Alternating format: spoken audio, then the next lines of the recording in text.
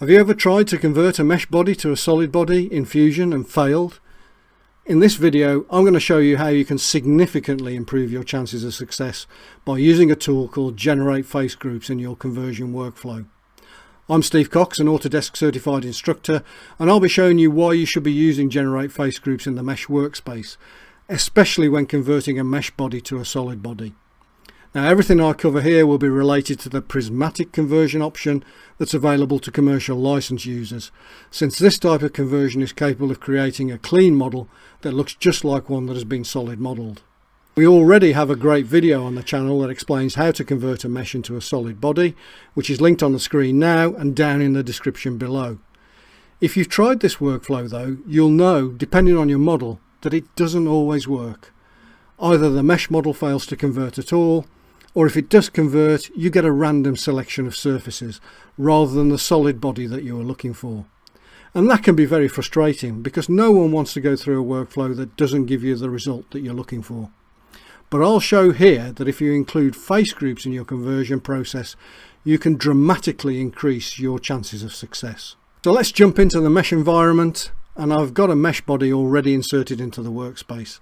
This is actually a meshed version of a solid body that can be found in the sim racing steering wheel that's in the design samples project in everyone's data panel. It's a component called Clutchbox, and you can create a mesh from that model and then try out for yourself what I'm about to show you. Now, face groups display in a wide range of different colours, as you'll see later on, but on first import a mesh will adopt the default modelling material, which is satin steel in this case. In order to be able to see face group colours, I can choose to use either Shift plus F on the keyboard, or I can go to the Inspect menu and click on the Display Mesh Face Groups option. You'll see that the mesh now changes colour, but be aware that this setting remains activated across all of your Fusion designs until you turn it off again. So first off, let's try going directly to the Convert Mesh option under the Modify menu. Now, when converting meshes, we have three different types of conversion available to us: faceted, prismatic and organic. I don't need to use organic here, and face groups won't have any effect on faceted conversions. So I'm focusing on prismatic to create an outcome that most closely resembles a body that has been created using the standard parametric solid modelling tools. You'll see here that the prismatic conversion hasn't worked at all, with the error message of compute failed. Not very helpful, and at this point you may have given up, thinking it's a workflow that doesn't work, or maybe reverted to using the faceted option as a fallback position. But what compute failed is actually telling us is that Fusion really isn't sure how to convert all of those mesh surfaces back into a solid, and that's where defining face groups before the conversion will provide the assistance that it needs. So let's now add in that additional step of Generate Face Groups before we try the conversion. This tool sits in the Prepare section between inserting your mesh and converting it to a solid. So it follows the same general left to right workflow used in all of the Fusion toolbars. What this option does is analyse the mesh and work out which mesh elements belong to regular solid geometry features, such as planar faces, cylinders, radial surfaces, fillets, etc. It's that analysis and the face groups that it generates that helps Fusion make a better attempt at converting a mesh to a regular solid body. The Generate Face Groups dialog box firstly asks you to identify the mesh body that you want to work on.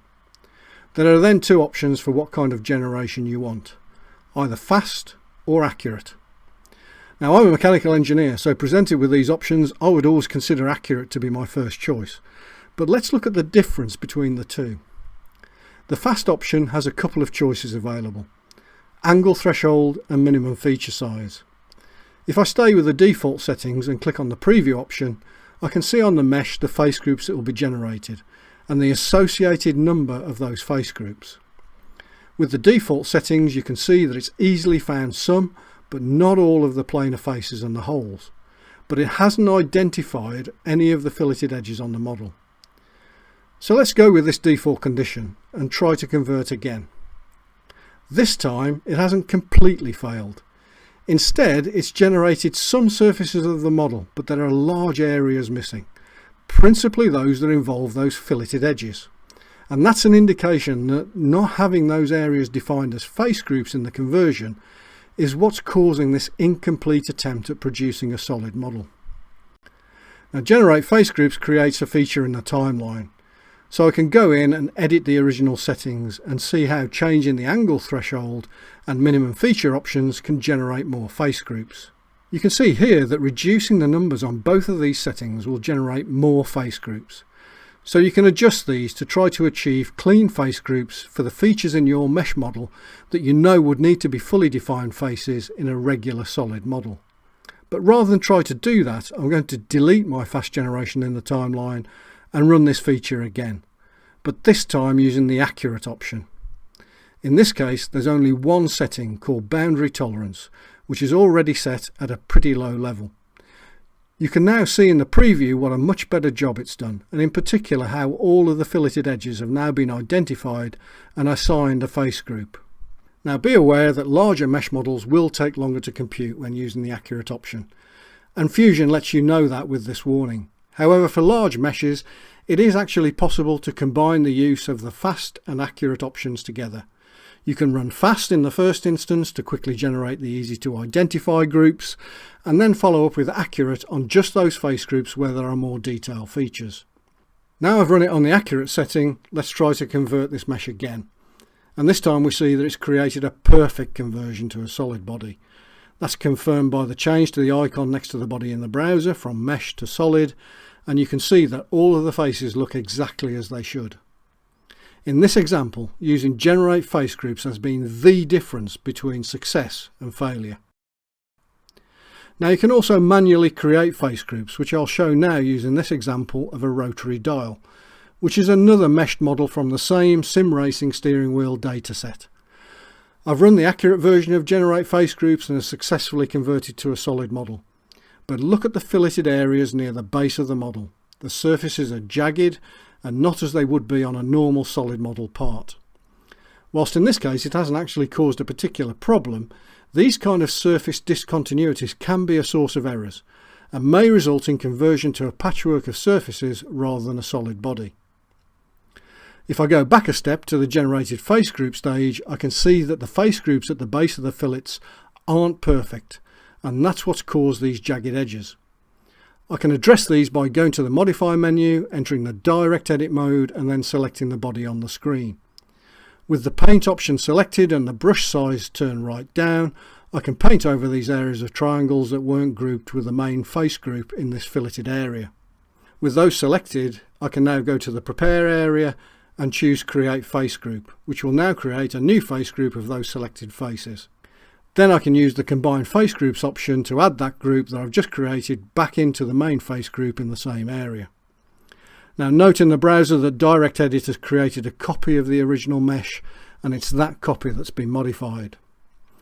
Now when I repeat the conversion, you'll see this area is much cleaner and therefore much more robust than the original attempt. So you've seen in these two examples how the combination of generating, creating and combining face groups allows you to achieve a much higher level of success and fidelity with prismatic conversion of meshes back into solid models. Face groups aren't just useful for mesh conversion though. They can also be used in conjunction with the Mesh Texture Extrude option that was introduced into Fusion back in 2025 that allows you to apply textured surfaces to meshes. In this case, generating, creating and combining face groups allows you to target specific faces of the model to apply textures to. Here I've used it to apply a mesh texture to just the top surface of this mesh model, whilst avoiding any spillover onto the sidewalls or surrounding areas. If you want us to cover the capabilities of the Mesh Texture Extrude tool in more detail in a future video, please leave us a comment below. I hope you found this video valuable and that it's given you an insight into the Generate Face Groups tool, and especially the key role that it can play in successfully converting meshes to solid models. If you've tried and failed in the past to convert meshes, but were unaware of how Generate Face Groups fits into the workflow, then please try again and see if your success rate improves. Add a comment below to share your thoughts on what you've seen here, and let us know whether generating face groups has improved your success rate when running mesh to solid model conversions. If you found the video helpful, please give it a thumbs up and subscribe for more Fusion content. and I'll see you in the next video.